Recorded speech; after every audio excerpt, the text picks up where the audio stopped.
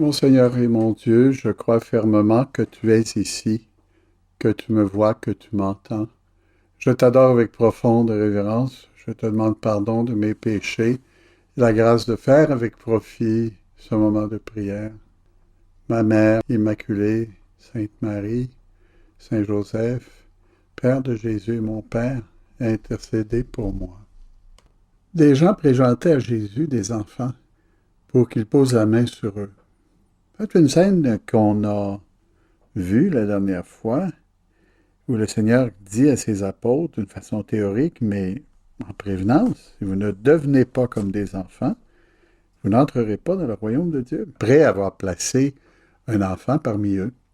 Les gens avaient probablement entendu ce commentaire quelques jours plus tôt, et ils essayaient de présenter à Jésus leurs enfants, qui ne l'auraient pas fait, entre toi et moi. C'est-à-dire que faire bénir son enfant par le pape, c'est beaucoup, mais faire bénir par Jésus, c'est le sommet. Les disciples les écartèrent vivement. Pourquoi écarter les enfants? Aujourd'hui, ça nous semble évident, mais mettons-nous peut-être à la place des apôtres qui voulaient peut-être faciliter le travail de Jésus, pas prolonger ça trop longtemps. Et aussi parce que c'était le fun de jouer aux gendarmes. Dire, nous, on n'est pas comme vous autres, on travaille dans l'organisation. Ça nous arrive des fois de se prendre pour des gens importants. La réaction de Jésus, il se fâcha et il leur dit, laissez les enfants venir à moi. C'est un pas plus loin que l'autre. C'est pas seulement de venir comme des enfants, mais laissez venir les enfants vers le Seigneur. Ne les empêchez pas, car le royaume de Dieu est à ceux qui leur ressemblent. Amen, je vous le dis, celui qui m'accueille, qui n'accueille pas le royaume de Dieu, à la manière d'un enfant, n'y entrera pas. Il les embrassait et les bénissait. C'est une belle leçon. Laissez venir à moi les enfants pour la première communion. Laissez venir à moi les enfants pour la première confession, évidemment. Laissez venir à moi les enfants pour le baptême. Ouvrir le baptême à tous. On peut dire, bon, les parents ne sont pas très convaincus. C'est vrai, mais quand il y a un petit peu de foi, c'est là-dessus. C'est un petit peu comme quand on prend un poids puis qu'on le met dans la ouate, qu'on plonge dans l'eau. Ça ne prend pas grand-chose pour faire pousser une fève ou un pois. Et c'est ce qui arrive avec les enfants. Les enfants absorbent tout et ils grandissent vite. Et ils ont besoin se rapprocher de Jésus. Et Jésus nous invite à lui présenter les enfants. Mardi dernier, un de mes confrères de 10 minutes disait que quiconque accueille un enfant comme celui-ci, c'est moi qui l'accueille. C'est très personnel, hein? Il y a entre Jésus et les enfants une ligne droite, comme si c'était une descendance parfaite, c'est-à-dire Jésus et les enfants. Il y a quelque chose dans les enfants qui nous attire, quelque chose qui nous fait grandir, on les voit. Hein? Nous, on pense qu'on est important et on peut empêcher les enfants d'aller à Jésus. Hein? Si on retarde, les parents qui retardent la première communion, le baptême même, hein, quand ils ont plus que 2 mois, c'est vraiment beaucoup. Si on retarde aussi l'éducation chrétienne des enfants, on attend d'avoir 2 enfants pour le faire. Et le premier, il va prendre des plis. Hein? Le Seigneur veut être avec les enfants, veut les rencontrer, les bénir et les embrasser. On est loin d'une institution qui limite les enfants. Un peu comme la Chine qui limite les enfants. Non, l'Église souhaite qu'il y ait toujours plus d'enfants, le plus d'enfants possible.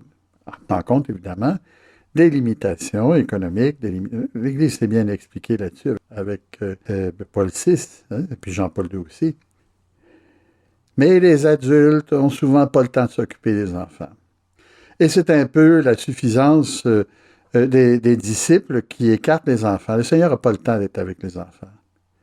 Et le Seigneur insiste, laissez les enfants venir à moi, qui n'accueille pas le royaume des cieux comme un enfant, n'y entrera pas. Encore cette allusion. Laissez venir les enfants à moi.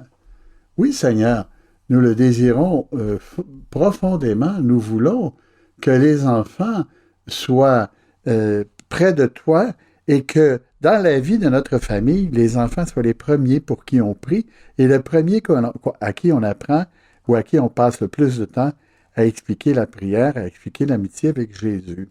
Nous voulons donc passer beaucoup de temps avec eux, apprendre aussi de leur qualité, de leur foi, de leur confiance, pour grandir dans le chemin qui nous amène au ciel.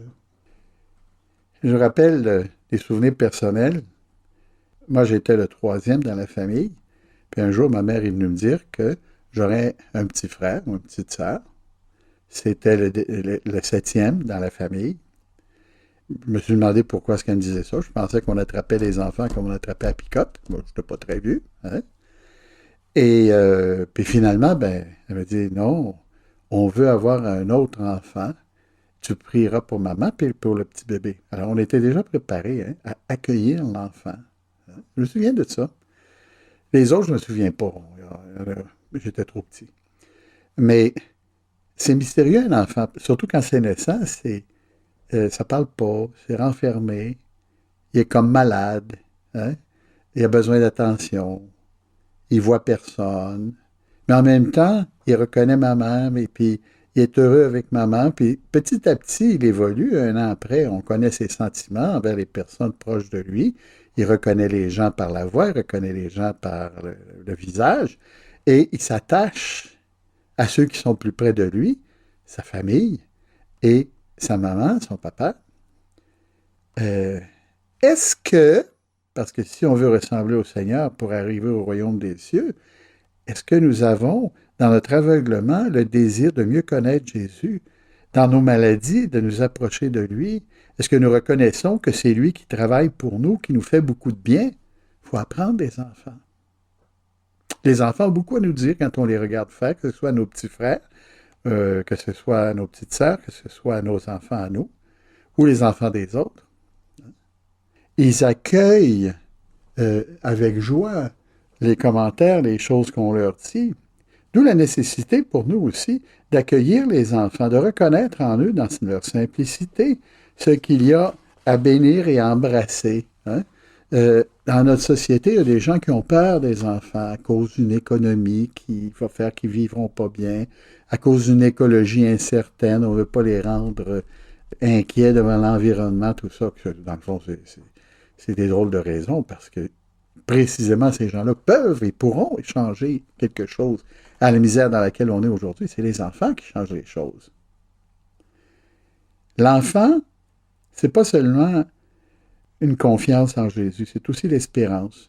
L'enfant qui se tient près de ses parents vit dans l'espérance. Il sait que ses parents vont l'aider. L'enfant qui fait confiance à ses grands frères, à ses grandes sœurs, nous aide à découvrir la confiance envers Jésus qui nous mène à l'espérance.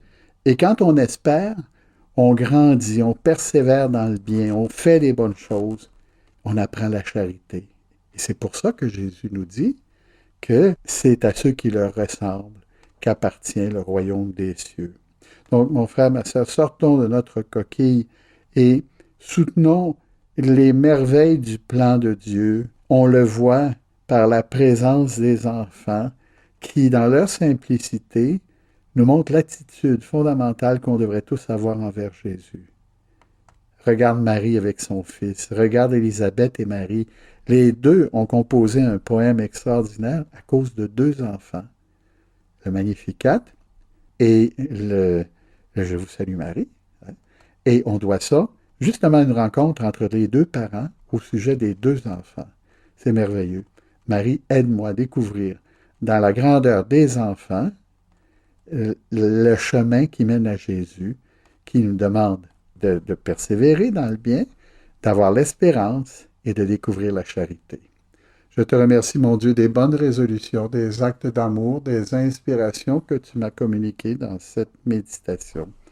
Je te demande de m'aider à les mettre en pratique, ma Mère Immaculée, Saint Joseph, mon Père et Seigneur, mon ange gardien, intercédez pour moi.